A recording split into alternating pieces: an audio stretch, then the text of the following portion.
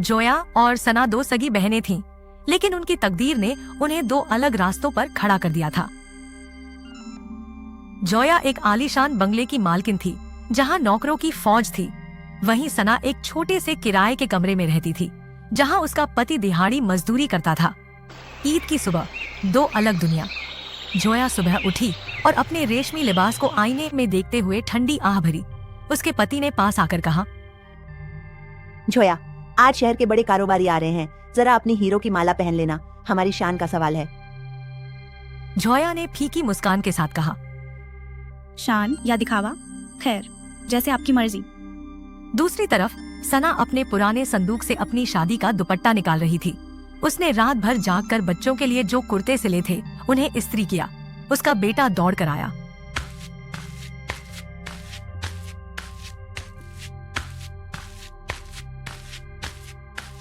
अम्मी, क्या इस बार अब्बू हमारे लिए खिलौने लाएंगे?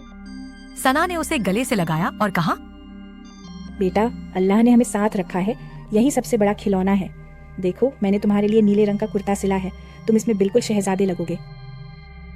ईद की नमाज के बाद जोया अपनी बड़ी गाड़ी से सना के घर पहुंची। उसके हाथ में महंगे ब्रांड्स के बैग थे। जैसे ही वह सना के छोटे से घर में दाखिल हुई, उसे मसालों और मीठी सेवियों की सौंधी महक आई। सना, तुम इतनी गर्मी में इस छोटे से कमरे में कैसे खुश रह लेती हो? मैंने तुम्हारे लिए शहर के सबसे महंगे स्टोर से ये जोड़े खरीदे हैं। कम से कम आज तो तुम कुछ अच्छा पहनती। आओ बाजी, बैठो। ये कपड़े बहुत सुंदर हैं, शुक्रिया। पर यकीन मानिए, जो सुकून मुझे इन बच्चों के हंसते हुए चेहरों को देखकर मिलता है, वो शायद इन महंगे रेशमी कपड़ों में नहीं है। लेकिन पैसे के बिना खुशी कैसी? देखो, मेरे पास सब कुछ है, फिर भी मेरा दिल भारी रहता है। बाजी, अमीर वो नहीं जिसके पास सब कुछ है, अमीर वो है जिसे कुछ और नहीं चाहिए। आप चीज़ों में खुशी ढूंढ रही हैं और मैं अपनों की दुआओं में।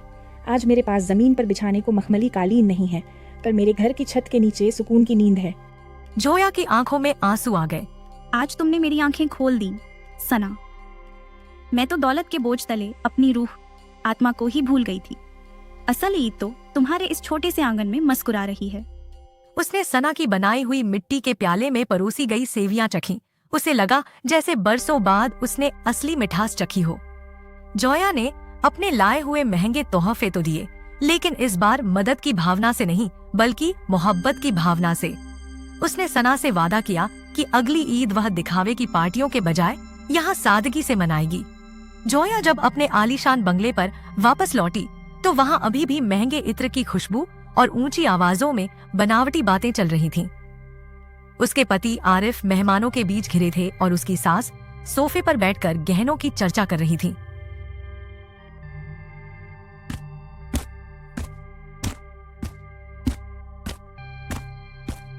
जोया सीधे अंदर गई और अपने भारी हीरे के हार को उतारकर मेज पर रख दिया। उसकी सास ने उसे देखा और पास आकर बोली, अरे जोया, कहाँ चली गई थी तुम?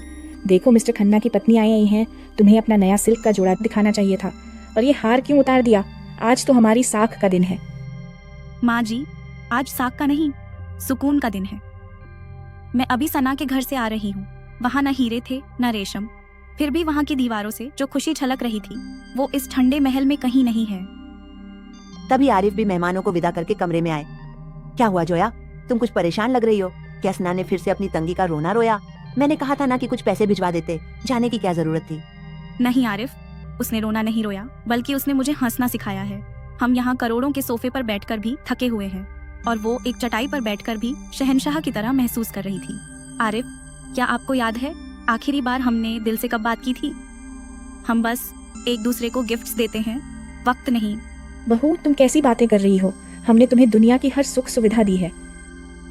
यही तो बात है माँ जी, हमने सुविधाएं दी हैं, संस्कार और सादगी को कहीं पीछे छोड़ दिया है। हम दूसरों को नीचा दिखाने के लिए दिखावा करते हैं। सना के बच्चों ने माँ के हाथ के सिले कपड़े पहने थे, पर उनकी आंखों में जो चमक थी वो हमारे इन करोड़ों के विज्ञापनों में नहीं है। तो तुम क्या चाहती हो जोया? मैं चाहती हूँ कि अगली बार हम अपनी तिजोरी के दरवाजे बंद करें और अपने दिल के दरवाजे खोलें। इस बार की बची हुई ईदी और पकवान हम उन बच्चों में बांटेंगे जो बाहर सड़क पर आस लगाए बैठे हैं। और माँ जी, असली बरकत दिखावे में नहीं, बांटने और साथ रहने में है। आरिफ ने जोया का हाथ थाम लिया। उसे अपनी पत्नी में आज एक नई और सच्ची खूबसूरती नजर आ रही थी। तुम सही कह रही हो जोया, शायद हम चमक धमक की दौड़ में बहुत आगे निकल आए थे। अब थोड़ा ठहरकर जिंदगी जीना जरूरी है। असली ईद और असली अमीरी दिल के सुकून और आपसी मोहब्बत में बसी होती है।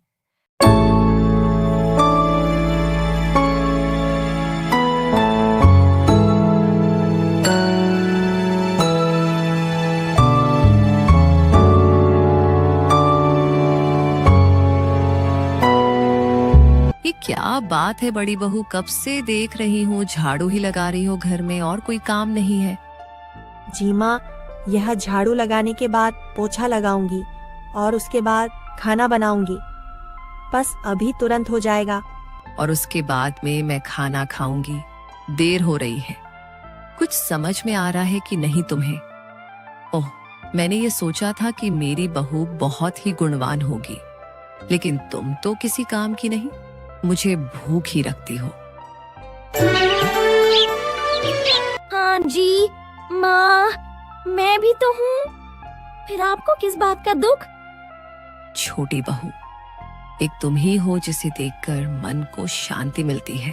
और हाँ, क्या रूप है तुम्हारा, बड़ी ही सुंदर। सुबह उठते ही मैंने साबुन लगाया, चेहरा धोया, क्रीम पाउडर लगाया, काजल लगाया। सबसे पहले ऑफ कितने सारे काम होते हैं। मुझे इस सारे कामों से तो थक ही जाती हूँ। अगर कोई मेनरी थोड़ी देर मदद कर देता तो क्या करूँ मैं? मैं अभी नहाकर तुरंत खाने की तैयारी करती हूँ। क्या हो गया है तुम्हें? इस तरह मेरे सामने खड़ी होकर क्या बड़बड़ा रही हो?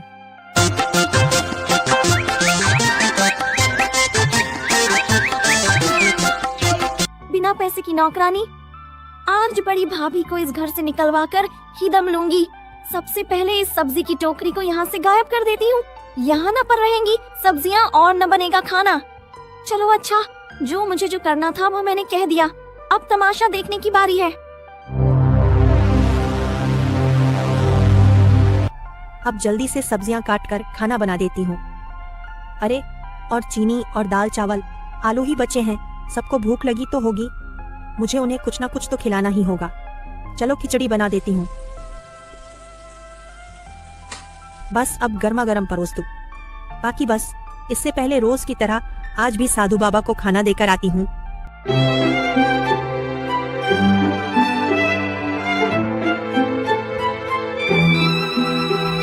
मैं तुम्हारी इस भक्ति के कारण ही तो मुझे प्रतिदिन दोनों वक्त का खाना प्राप्त होता है। ऊपर वाले तुम्हारा मंगल करे हैं।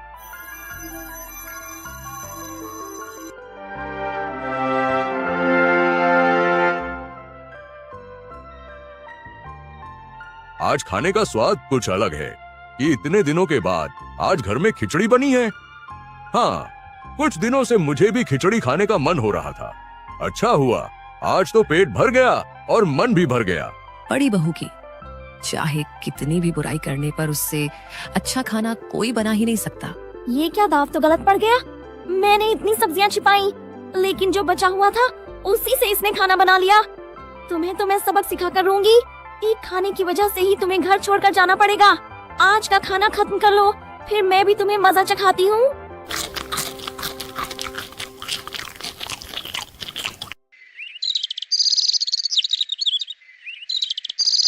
मैं ज्यादा मसाले ना डालकर हल्के मसालों में खाना बनाती हूँ। सभी अच्छे से खाएंगे।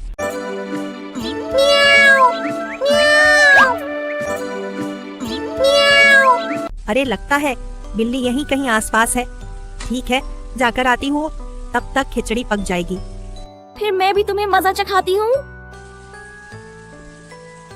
माँ, आकर तो देखो कि आपकी बड़ी बहू इतना अच्छा खाना कैसे बनाती है। तो इस तरह से ही तुम्हारे खाने में इतना स्वाद आता है। ये तुम क्या कर रही हो बड़ी बहू? तुम घर का सारा तेल एक ही दिन में खत्म कर दोगी क्या? और कान खोलकर सुन लो बड़ी बहू, अगर दोबारा कभी मैंने ऐसा देखा तो तुम्हारी खैर नहीं होगी। नहीं, मैं तो बस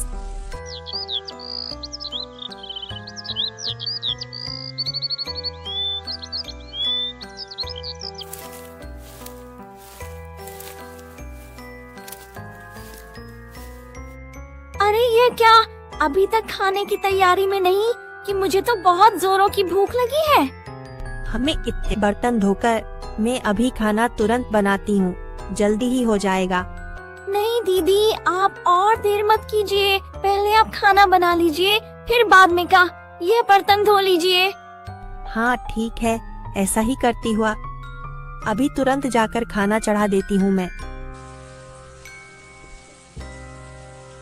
यह सब पकने में समय लगेगा, तब तक मेरा अधूरा काम कर लेना आकर अच्छा रहेगा।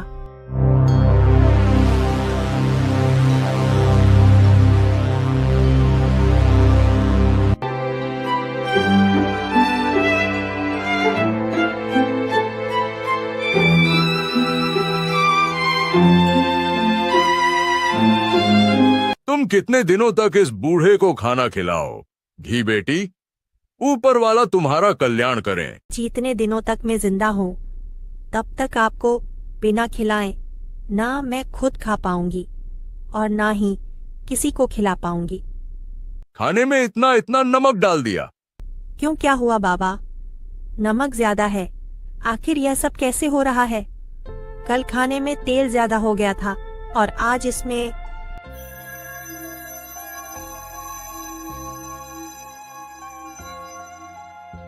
यह लो बेटी, अब से खाना बन जाने के बाद इस नमक वाली डिबिया में से खाने में मिला देना, फिर देखना तेरे खाने का स्वाद सही रहेगा।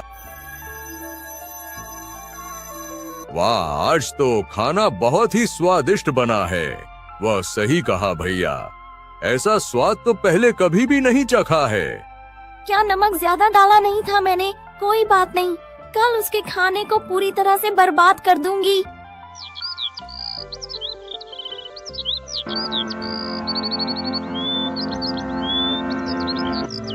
खाना तो लगभग बन ही चुका है। अब जाकर खाना लगाने की तैयारी करके आती हूँ, जाती हूँ।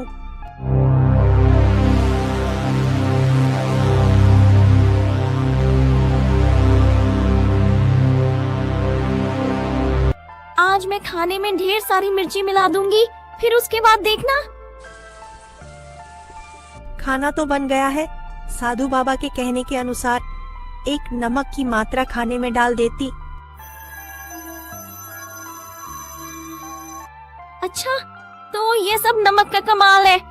इससे बिगड़ा हुआ खाना भी ठीक हो जाता है।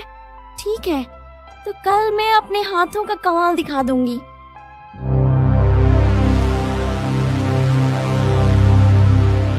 आजकल तो बड़ी बहू के खाने में कुछ अलग ही स्वाद होता है। हाँ हाँ, लगता है कोई नया मसाला लेकर आई है। ऐसा कौन सा खाना बनाया है कि आप सब इसके लिए इतनी तारीफ कर रहे हैं? मुझे मौका मिल जाए तुम्हें ऐसा खाना बनाऊंगी कि आप सब उंगलियां चाटते रह जाएंगे। वाह वाह, बहुत अच्छी बात कही है तुमने। कल अब तुम्हें खाना बनाना छोटी बहू एक के लिए बड़ी बहू खाना नहीं बनाएगी।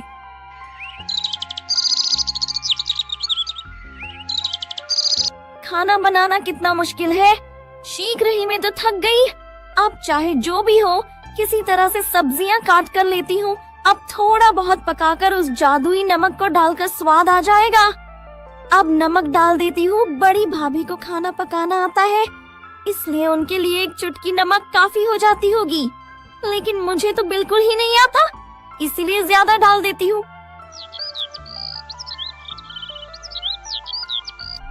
आज तो छोटी के हाथ का खाना मैं बहुत मजे से खाऊंगी। यही एक काम है जो तुम कर सकती हो। अगर छोटी बहू घर में नहीं होती तो सोचो तुम्हारा क्या होता। आज सबसे पहले मैं खाना माँ को ही परोस कर दूंगी। हाँ, आज तो मैं खाना जी भरकर खाना खाऊंगी। अरे बाप रे, ये क्या हो गया? मुंह जल रहा है। क्या हो रहा है? कितना मसाला डाल दिया खाने में। चलो अभी क्या भी बाहर निकालो छोटी बहू को। चली जाओ यहाँ से, तबीयत खराब हो रही है।